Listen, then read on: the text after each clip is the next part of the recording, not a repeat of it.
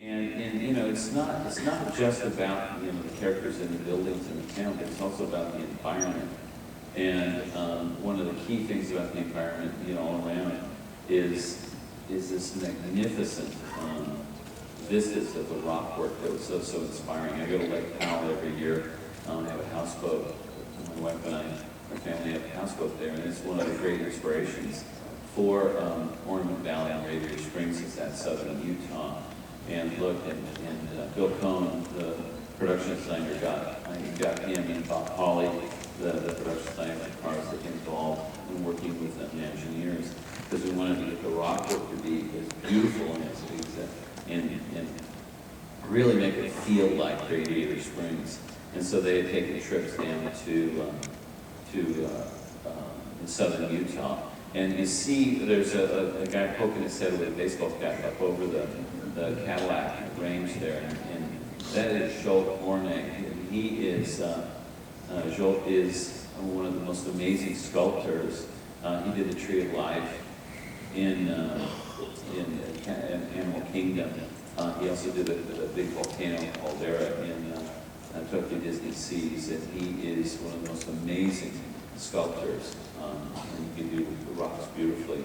And so, and he's a fantastic guy. So he is so enthusiastic, and he really, Bill and him really started working together on this gigantic model, and then it went on to what you're seeing growing out of the ground. Mm-hmm. Okay. So if you've been to Disney California Adventure for the last few months, anybody been there? You see we have this little project going on there. It's about 12 acres. To give you some perspective on this, back in 1954, 1955, it took Walt Disney 1 year and a handful of days to build Disneyland. We broke ground on Carsland 2 years ago. July, yes. In July, and we have another year to go. This is an amazing project, huge scale. And one of the people that's keeping this all together is its executive show producer, and so here she is, the woman who is just keeping this thing running, Kathy Mangum, who's going to give us an update on where we are.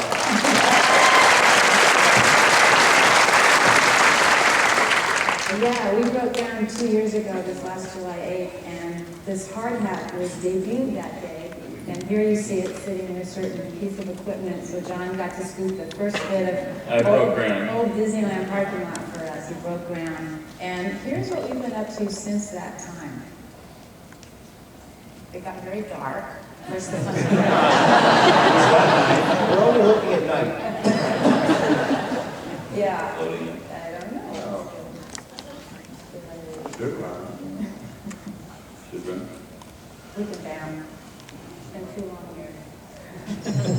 Should I push the button again? Nope. Oh, you're going to try again? I didn't do that. There we go. So this camera is up on the Tower of Terror. If you look up in the Tower of Terror, 8-foot balcony, you'll see our little camera. And we've had it pointed at the site ever since groundbreaking. You see we're working pretty fast. Here's all 12 acres. There was D23. What you see in the foreground forming is the pit for Luigi's Flying Tigers. Looks like the giant swimming pool. Yeah. It looks like a swimming pool. And then off beyond it, you see the mountain starting to come together and the ride track starting to get laid out. Here the steel has come up. The structural steel for this is just phenomenal. And then slowly but surely, as you see the lid coming onto Luigi's, you also start to see plaster now coming across our mountain. Buildings are coming up in downtown. What's really fun about this video is that you start to see the plaster and the color. You see we're working from west to east. We're sort of following ourselves along and working our way out. We're trying to complete the mountain, especially the part close to the ride track, by end of this coming week. We start ride testing August 25th, which is this coming Thursday. So we are making very, very good progress. Here's the radiator cap is coming up. The trees are starting to go in. Can't believe it only took Walt a year. So here's something we should all chime in. So you see a big walkthrough about all this on Friday. But this is Mater's Junkyard Jamboree, what more of this looks like today. It's going out into what was the old farm. You can see his little shack there. It's hilarious. We were looking at it the other day, and it's this beautiful, beautifully built piece of structure, this little cabin that's completely leaning to the left. And we saw some carpenters out there trying to, remember they were trying to make sure. I mean, carpenters, it's like either straight up or straight there. They don't, it's like this leaning thing that keeps saying, you know, we could make it straight. But the amount of engineering and complex construction to make something look old and saggy is amazing. But it's the level of detail that you're going to see in this park is just unparalleled. And you're seeing some of the turntables here in the bottom of the picture. So this is what we're talking about, yeah. So you won't see, that's covered, solid. So this is the underneath, but you see the spokes. At the end of each spoke is where a little baby tractor will be. And then as it goes around, it's timed to where then it hands it to the next spoke or the next wheel, and it goes like that. And it's a fantastic ride system. Here's a view down our Route 66. You're standing at the four corners of Radiator Springs. So on the right, that's Ramon's House of Body Art, which, as John said, will be a merchandise location. On the left, you can see the tire finials of Luigi's Flying Tires, Luigi's Casadilla Tires. And at the end of the street here, the white frame steel that you see, that will be our courthouse. We held that out of construction late deliberately for construction access, but now that's coming together. And then off beyond that is our radiator cap, and beyond that, the Cadillac tail fins. So it is just a beautiful view. This is a very wide-angle lens, so it's deceiving because when you're standing there, you cannot believe how big the rock work is. I mean, it towers above you. You really feel like you're there. Here's a building that we're making look saggy at great expense. This is the curio shop. This is Lizzie's curio shop. You can see we've got the little ramp out front, the walkway up, and all of the corrugated tin. The roof is going up, and just waiting for some signs. Here's some interior details of the casework that we're building for this shop. Unlike the movie, we get to go inside this building, and we're adding little car details as often and wherever we can. So whether it's in the base pedestal or some casework, or topping it off with the finial, and this is just going to be a spectacular little store. A little more, we're really paying a lot of attention to detail. So this is interior of a curio shop. Again, you can see this really beautiful pressed tin ceiling and the brickwork that's going in. It's the kind of details that you find out on Route 66. Exactly. It's very, very authentic in the detailing.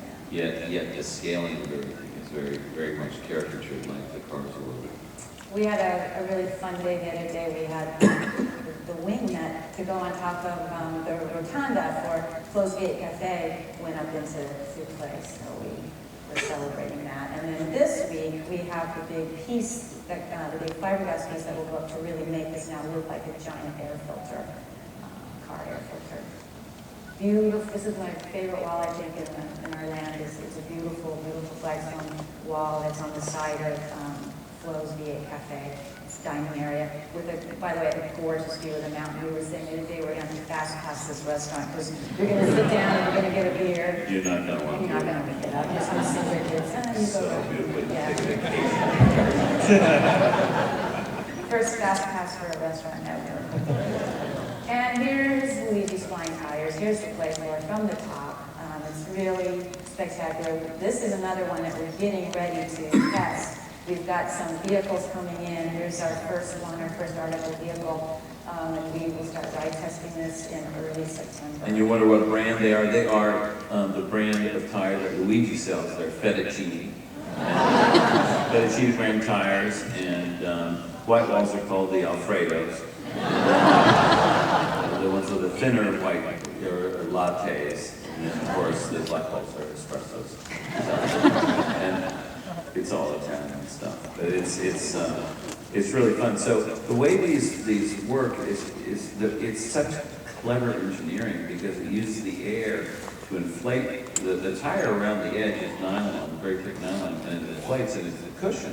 It's like a bumper car thing, but there's all sorts of rules for impacted stuff these days that we have to adhere to, and so this became, it worked out fantastic, and they're really fun. And one thing that we've added to it that the flying saucers didn't have is the kind of little gear shift that comes up that looks like the the nozzle in which you put the air into the tire. Fill stem, Yeah, the fill stem is a lever that you push one way or the other way, and it vents the air into this outlet that causes you to spin. So it's like you can choose to go out there, and it's like the teacups without turning. You know, this thing will turn on its own, and it's really fun to go either direction. And the last look at Luigi's Carsland tires. I put this in here because I think it's my favorite building. It's so cute. The showroom is going to be spectacular. You queue through here to go out through that to the tire yard. And right in front there, in front of the white truck, is going to be the leaning tower of tires, which is being engineered as well. Some more close-up shots of the details that's going into the building, our little downtown. This is Ramon's House of Body Art. By the way, if you don't know, this is 100% based on a really beautiful building on Route 66 in Shamrock, Texas, which is an old gas station, Continental gas station. It's now the Shamrock Chamber of Commerce. And you go in there, and the folks that work in there say they're constantly getting stopped. People pull over and want to know if this is Ramon. We took it, we studied it, we were recreating the terracotta tile and the Preston ceiling that's in the shop in Shamrock. You want to spend And go back one. Also, this is what we call the little downtown section, and the neon signs are so spectacular. They're straight from the movie, and they're going to be pure neon signs. And you know, we are so excited, you know, for when it becomes dusk and this whole land lights up. It's just going to be absolutely beautiful at night. So daytime and nighttime is going to be fantastic.